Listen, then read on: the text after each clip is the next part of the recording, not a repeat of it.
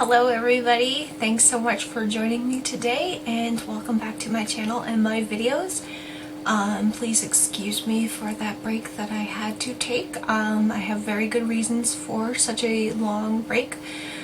Some of you already know, but if not, I'm going to tell you guys today. First and foremost, let me say thank you to everybody who has subscribed to me, even though I did take a long break from making videos. I really appreciate all the support. And let me give a very big thank you to everybody who sent me well wishes when I wasn't feeling good, and everybody who sent little notes to me asking me how I was doing, checking on me to see where I was because you were concerned. I really appreciate you guys. You guys know who you are, and I consider you more than just subscribers to me. You guys are my friends. And it is so nice to have you guys, you know, in my life. So I suppose I'll start this video off just letting you guys know where I was, because it's been about 2 weeks since I made a video for YouTube. As you guys know from my last video, I told you I really wasn't feeling well, and I got a lot of get better soons on that video, but that kind of did escalate into some sort of infection that I needed antibiotics for, and I did get the antibiotics from the doctor. However, when I started feeling better and good enough to make YouTube videos again, I got such a blow that I felt I needed to take a break from making videos for a while. And what that was is that my grandmother passed away 2 weeks ago. Now, she was my last living grandparent, and she was the grandparent that I was actually closest to in my entire life. She was really the only grandparent I've ever known, and it was quite a blow to all of us who ever knew and loved her, and we miss her very much. She died suddenly in her sleep one night, and that's just how she went. And she was rather old. She was 86, so I suppose it is the old saying that that is how everybody wants to pass, quietly in your sleep when you're old. But, you know, it was hard for us. I suppose sometimes it's not necessarily better, but you're more prepared when somebody is sick and you know they're going to pass than when you just get a call one day and you find out that they died suddenly. But, you know, we have very good memories of Grandma, and we just have so much love. And she's created such a legacy. I believe her obituary said she had 30 grandchildren. She had 10 children, 30 grandchildren, and I believe 15 great-grandchildren. So she has helped create some of the best people in the world, as you guys know. I think the hardest part of that was having to watch my mother go through what she went through, losing her mother, and trying to imagine what it would be like if that was me. And I love you, Mom, and I love you, Grandma, and rest in peace, Grandma. And you guys know that my son was sick with tonsillitis for a long time, and that we were trying to schedule his appointment to have his tonsils out. I don't know if you guys know this or not, because I don't know if I mentioned it on YouTube, but we had quite a scare this summer. His blood test came back bad, and he had to go to a hematologist. We thought that he might have a blood clotting disorder, and it was quite scary for me to go through that as well. It turns out everything was fine. He went to the hematologist, he was cleared, and he actually had a surgery last week. But you guys can imagine how difficult that was for me to take care of a child who just had their tonsils out. He was in an immense amount of pain. He still is, but he's hanging in there. He's a trooper. He's actually with his dad today. That's how I get to make videos for you guys. I'm going to try to make quite a bit videos today, so if you see me looking the same, you know why. I don't know why I always feel like I have to say that. So what if I felt like doing my hair the same way, my makeup the same way, and wearing the same shirt? I figured I would share with you guys today a story that is one of my favorite ever stories ever told to me by a relative. That is a ghost story. Since we are into the month of October now, if you guys can believe that. I have many ghost stories from my parents, my siblings, friends of the family, and you know that I incorporate them all in my Sasquatch notebook. But I have been saving this story specifically for the October because it is Halloween month, and I'm telling you, for some reason this story just grabs me, and I love this story so much, and I can't wait to tell you guys. And when I tell you, you might be like, well, that's kind of anticlimactic. Nobody got shoved down a hill and died. But I just think that if I was there when this happened, I think it would have just like completely set an entire different stage for my life, and I probably would be like one of the world's leading paranormal investigators right now, because I would have done nothing but research on hauntings and ghosts. This is how intense this haunting was. So let me tell you now. I remember quite fondly, as an older teenager especially, my father always used to love to go fishing at the Delaware River. Now you know that the Delaware River borders New Jersey, Pennsylvania, and we're not quite that far from it, so every Friday night he'd get off of work and he'd love just to head on over to the Delaware Water Gap and do some fishing.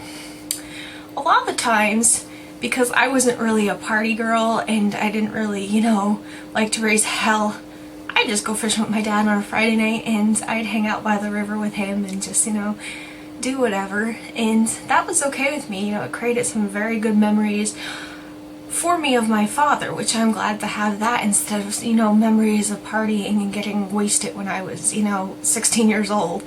I have plenty of those from when I'm 20 and 21 too. But anyways, this day my dad was just fishing at the Delaware River as normal.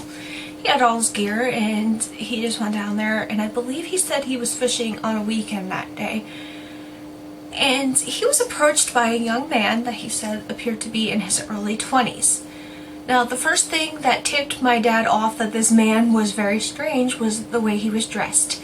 He said that he was dressed in kind of the 19-teens way of dressing, if that makes sense to you, World War I era.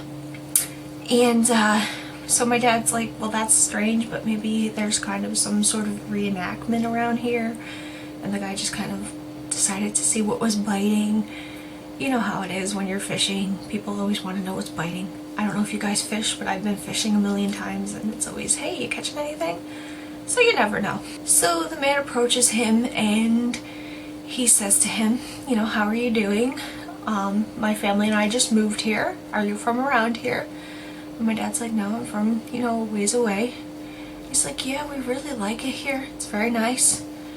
And as my dad's talking to this man, he notices that the guy has kind of a faraway look in his eyes. He's kind of not exactly with it, so to speak.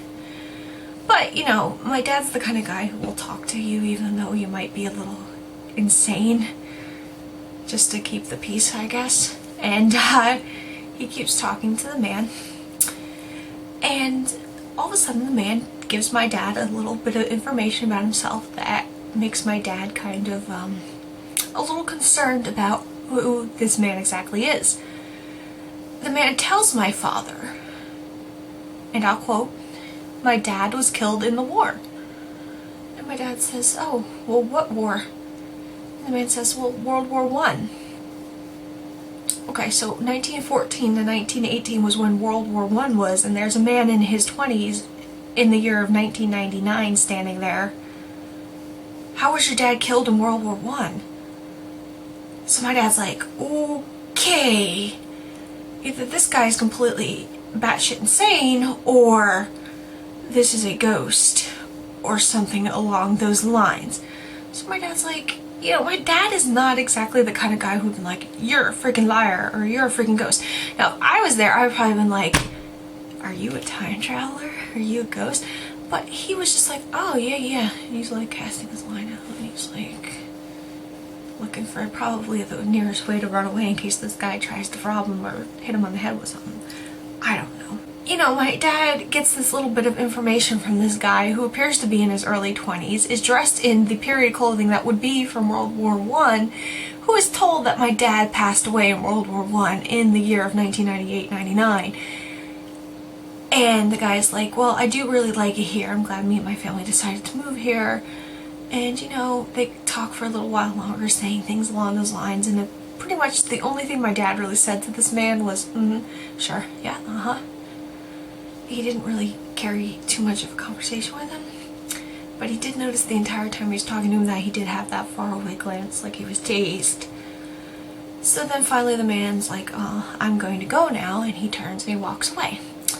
So as the man walks away, of course, my dad turns around, looks behind him, and there is nobody there. So he just disappeared into thin air. Of gone all the way back to, 1918 or wherever he was from. Now, I love this story because, one, I love residual hauntings. I don't think it's a residual haunting, but it is definitely a ghost in period clothing. I made a video about that here. It could be so many things what my dad saw that day. I don't think it could be a person that was messing with him, because how did it disappear so fast, I think it could definitely be the spirit of somebody who passed on and didn't know they were dead, so they maybe repeat that over and over again to different people who are fishing along the Delaware. Maybe it could be a time traveler, and I know that you guys are like, you are insane, but I'm not, because a person who is really into the paranormal and can call themselves a paranormal investigator, we like to look at the entire possibility of what it could be, and I do believe in time travel, so you never know. This guy could have been walking around in, 1918, 1920, you don't know what year it was, and he could have just, stepped through some sort of portal into our time period, and there was my dad fishing. He's like, oh, I'm gonna go talk to this strangely dressed man with a beard. I don't know, but it is a really good story, and I love that story so much that I will always pass that story down from generation to generation in my family and make sure I tell my great-great-great-grandchildren, because I am going to live to be that old, to tell your great-great-grandchildren about the man who was at the Delaware River in the year 1999. Who said his father died in World War I. If you guys have similar stories where relatives or you yourself saw and maybe interacted with ghosts who were dressed in period clothing, seemed like they were not of this time, please let me know, make a video response and post it to this video. It'd be really cool if we could get some video responses going for October. If you want to maybe just share your scariest ghost stories with me, that would be cool too.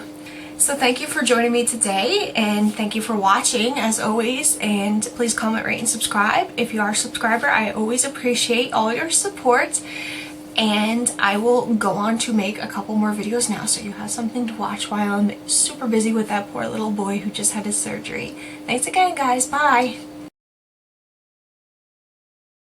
But we had quite a...